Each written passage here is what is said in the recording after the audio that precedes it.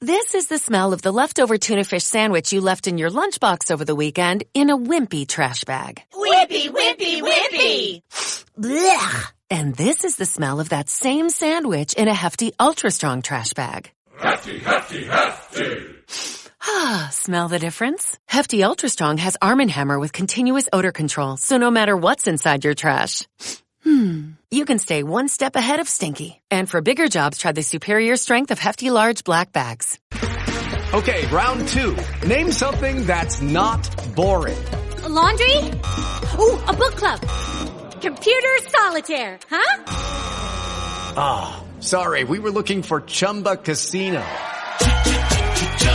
That's right. ChumbaCasino.com has over 100 casino-style games. Join today and play for free for your chance to redeem some serious prizes. ChumbaCasino.com. No purchase necessary. Void where prohibited by law. 18+ terms and conditions apply. See website for details. I need simple words. It needs to make sense. So just the feedback I got was like, dang, this makes sense. This helped my daughter. And so that kind of...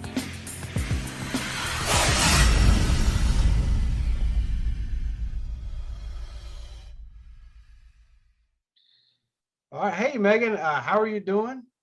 I'm good. I'm busy. Actually, I just got engaged this past weekend. So kind of on a high, but everything's good. Life's good. Wow. Congratulations on the engagement. I know that's awesome.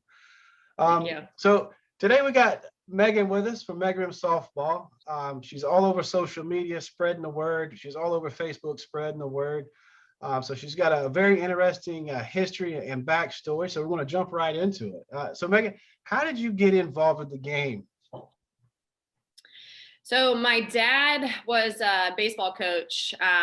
He was like a head coach at Division I level for like 25-ish years. So I always was at the ball field. And I just kind of fell in love with it. I think it was one of those I was forced to go to games and, watching baseball on TV and just kind of fell in love with it. And I joke because, I have a younger brother and an older sister.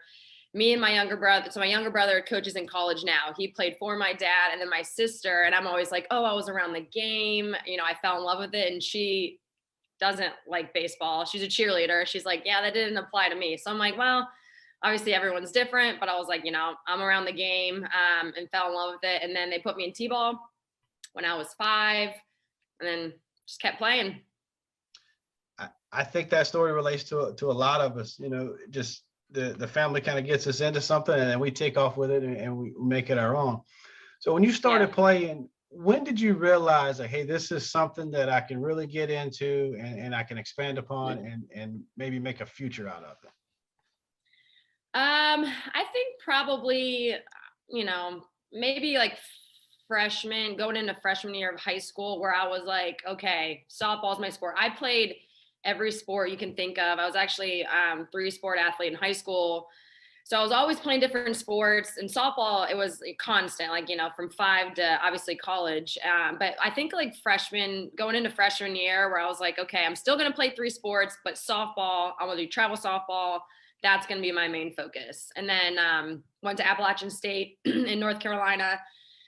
And I had, no intentions of doing anything after. I always thought in my head, maybe I do want to coach, but I didn't do it after school. And then I got to a point, it was like maybe 25 where I'm like, I still want to coach, but I don't want to start back from nothing and make no money. And so then I just kind of let it go. And then all this MegRem softball stuff happened randomly. So it's been great.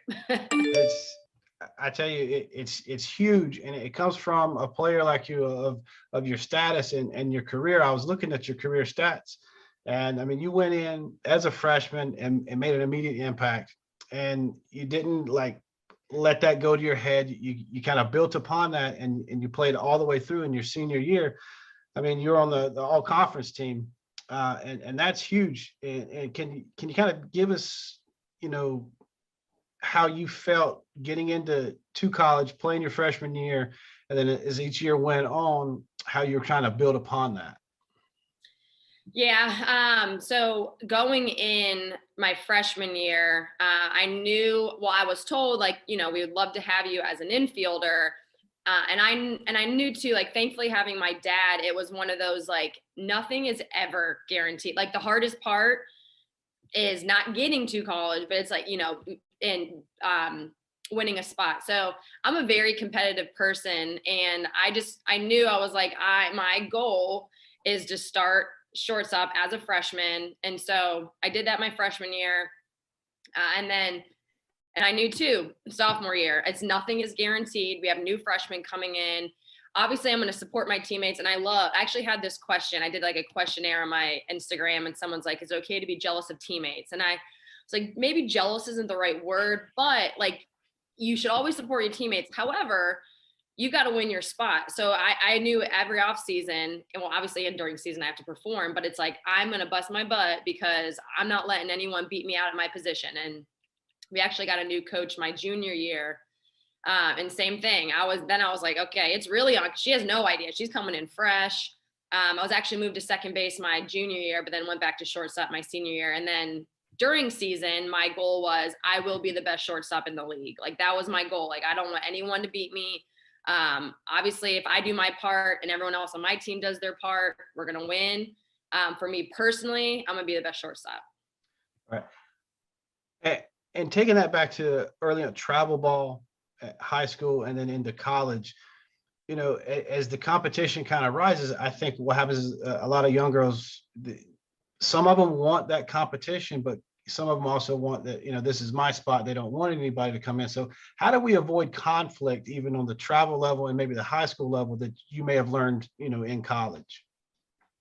Honestly, yeah, I obviously wanted to perform very well in travel, but I didn't have that same, like, I've got to play shortstop. Like, I played third, I played second, and I believe in travel, you need to play a couple positions, because in in college, you have no idea. You could be an infielder all your life, and then you get moved to outfield. You're in college because you're a good hitter, and they need you to go out there. So travel, any position that you are at, be your best. And I do think too, like, realize when you're at travel and playing travel and a coach sees you do well at short and do well at third and maybe in left field, they're like, okay, yeah, like, that's more desirable for them. So do your best travel, obviously do your best in college. But in college, you kind of know, you're like, I would like this spot. But like, for me, I love short. My junior year, she put me at second, and I'm like, all right, I'm gonna be best second baseman in this conference. I see that when you're watching college ball on TV and in person, all those girls can play any position, really. I mean, you could take a right fielder and move her to first base, and she's not going to skip a beat just because she's been playing for so long and she's not been stuck in one spot. So if you could say one thing to a girl that, she shows up to practice to a brand new team and the coach asks her, what position do you play? What's the best response she can give for the coach and herself?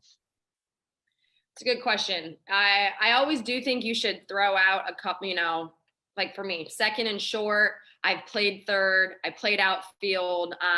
As long as I'm in the lineup, I'm good. And then that's one of those in your, internally, you're like, but I'm still going to be the best shortstop, or I'm going to win this position. And two, like, in college, it's just one of those, like, you make it to college on a team, it's awesome. But it's like, if you have how many, at App now, I think they have 20, maybe 5 girls, and you're one of 9, that's amazing. So always be open. Don't say I've heard, and they're younger too, but like, I only play first base. And I'm like, maybe we don't say that. Right. I had this question brought up to me, and I wanted to ask you, if you were in an elevator at a hotel at a tournament or at a convention, whatever, and a little girl popped in her softball game, you knew she played softball, and she spun around real quick and she asked you if there's one thing you would tell a softball player starting out, what would you tell her? Oh, man. I think my biggest thing I would say, this is a game of failure, because this is for me personally. I struggled with this. This is a game of failure. You are not going, like, you have 10 at bats, you get 3 hits, that's considered good in softball. I was so stuck on the make one error, strike out, and I'm like, my world is over. And I didn't really have that many people to talk me off that ledge. So I just think that it's okay. It's a process. You're going to have great days. And then after your great day, you're going to have a bad day. And it's just one of those where it's such a mental part where you have to be like, okay, you've got to erase it. I know it's easier said than done, but you're going to fail, but you just got to bounce back. Yeah, it's funny you mentioned the word failure. That is by far my most favorite word. I love the word failure. And I think the reason why I love it so much is because it has such a bad connotation. But when you break it down, we always pursue perfection, no matter what we do. We're not going to be perfect. Sometimes maybe yes. So if we fail on our pursuit to perfection, we get to fall back to greatness. And being great is pretty awesome. So I say that all the time. And I'm so glad you brought that up, because you make a good point that the game is about failure. So Yeah. as you were going through, you were finishing up your college career, and you were making that transition. I know you had a lot of things going on in your mind. What kind of helped you settle in on continuing the game in your own way and furthering your career within the game? So it was actually only recently. So I had moved to back to North Carolina in 2017, and I had no intentions. I had coached, I helped a high school teammate. I think it was 2013, and it was just like, man, I'll just kind of, why not? It was something to do. And then I moved out of state, and I came back 2017, and I had a friend where I give lessons now. She's like, hey, Kelsey Bruder, who owns a facility, she's doing a camp. She just needs someone last minute. I guess someone canceled, and she'll pay you this. I'm like, sure. So I went there, did the camp, and she's like, hey, I'm actually looking for an infield coach and hitting. And I'm like, well, I love softball. I've been wanting to get in. I just didn't know how to go about it. So she's like, so we talked. She gave me an opportunity. It was I think 1 to 2 days a week for an hour a day, or what, because she had just opened as well. And then after that, that was obviously part-time. I did 3 hours a week. And then I was nanny. I was doing other jobs that I was just I don't know what I want to do. And then softball just kind of took off. So I did lessons. I would say it was 4 days a week from 6 to 9 or 3 to 4 days a week. And then 2019, I just came up because I post drills on where I give lessons at the softball project. I post on their Instagram, and I'm always doing it. So I'm like, you know what? I get now fiance was like, hey, why don't you just do YouTube? Maybe make a couple extra bucks, show your drills. I'm like, okay. And it was honestly just all right, maybe I'll get $20 a month or whatever. And so I did that, and that took off so fast. And at first I'm like, are my drills really that good? Or just, but then you start to see, it's most of it, I would say 95% of content, 90% on internet is all baseball. And they're talking about softball, which I think they have great content. And it was kind of like what you were talking, we just need more females who played the sport, you can relate. And there's a lot of baseball guys I follow, and I love their content. It's just, I don't know if it's because there's not a lot of softball that it just kind of took off. But after that, it took off quick, that people were like, will you come do this clinic? Will you come here? And I'm like, all right, sure. And then, so I'm still kind of running with it. I don't have right now, I would like to do a lot more clinics in 2022, but there's not a big plan, so I'm kind of just rolling with it. I think that's what's going to make it awesome for you, because you're not kind of, handcuffed into doing a certain thing. You're not making a decision hey, yeah, this is what we're going to do. You can kind of go with it. I think that's awesome. And we were talking earlier, having the former player, the female that's going through it, those girls relate to it so much, and it's so big. I talk to my daughters about it, and they rarely will talk about a coach that came to a clinic or did something. But if it's the girl that used to play, it's immediately they trust them. There's this trustworthiness that's built into them, and I know it's impactful. I see it myself. So in the future, yeah, and I go ahead. No, I was going to say, and too, the one thing that kind of, kept me going is I started mainly on Facebook because that's where all the parents are. And the feedback was just thank you so much. It makes sense. And that's always been when I give lessons, I just know you gotta relate. And for me, if I want to teach someone, how I would want to be taught. Like I need simple words. It needs to make sense. So just the feedback I got was like, dang, this makes sense. This helped my daughter. And so that kind of gave me some motivation to keep going. Cause it's like, and I do, like you said, I want to grow the game. And I think social media is awesome because you can learn a lot, but then you're also like, okay, there's some things you've seen and parents, and like, for example, if one's hopefully in the future, when I have kids and let's say they want to play lacrosse, I don't know anything about lacrosse. Maybe I saw something on the internet. Oh, this is how you do this drill. I wouldn't know. So I'm like, okay. So it's one of those where it's like, internet's great. Social media is great, but it's also, you just have to be careful what you see and what you watch. Right. In the future, I think if you change nothing, you continue to post the type of content you do and keep putting out the message that you do, it's just going to continue to take off. I honestly, I don't think you need to change anything about how you do it, because like you were saying, you can relate to them. It's simple terms, it's easy motions and good angles. You can see everything. You emphasize the points you want to emphasize. And there's no, like, we're not trying to figure out what does she mean by this? And two, like you respond back to questions. If I see it, if somebody comments on something, you respond back to them. And I think that's big. Thank you. Yeah. And that was another thing too. It's like, okay.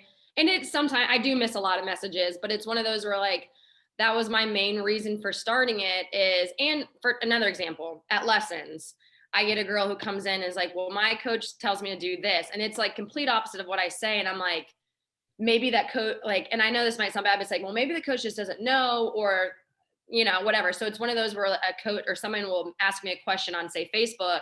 Like, I want to answer it because I want them to understand it. And for the most part, I would say 90% of comments are positive, and there's some I probably shouldn't respond to, but I do anyways. And takes a lot in me, but but I know you'll get that. You get that anywhere. I'm sure you see stuff and you're like, that is just that's not right. I wish this wasn't a thing right now. Yeah. Or I get the comments, you're wrong. I'm like, okay, yeah. Cool.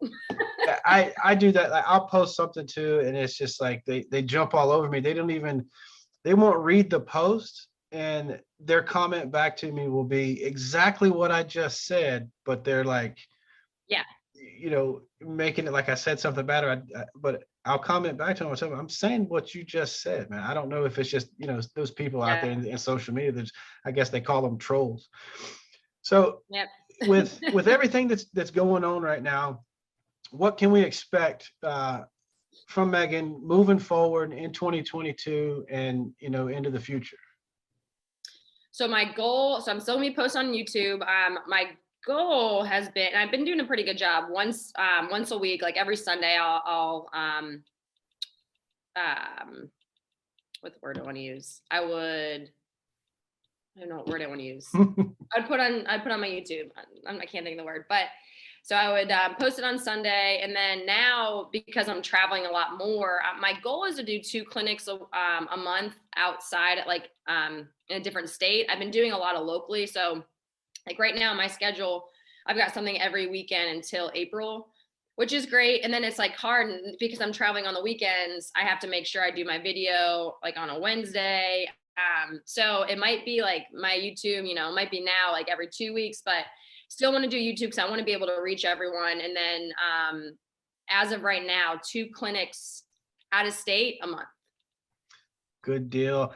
What I'm going to do is put all of Megan's contact information down below in the description so you can get to anything, reach out to her, go to her Facebook page, comment on her YouTubes. I mean, I do, and share her content. I mean, it's big. Megan, I want to thank you for everybody, for everything that you do. You're a great ambassador to the sport. It's awesome to have someone like you involved, and not just a figure that's out there that we can't talk to, we can't touch, we can't, have any interaction with. It's so big for the game to have someone like you, and you inspire a lot of us. You inspire me, not a ball player, but you do inspire the ball players as well.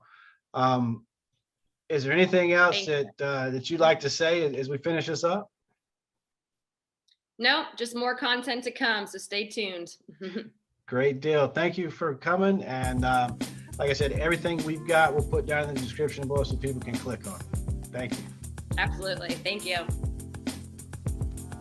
All right, so that'll do it for this episode. I want to thank Megan Rembielak for stopping by. Really put in a lot of positivity for us, brought in a lot of knowledge, helped us with a lot of different things. Great person, just great ambassador to the game. All of her info will be down in the description below. Make sure you check that out. If you like this channel, you like this content, make sure you hit that like button. Make sure you're subscribed and make sure you turn on the notification bell so you'll get these videos in the future. And when you share this video with a friend, make sure you tell them you love them.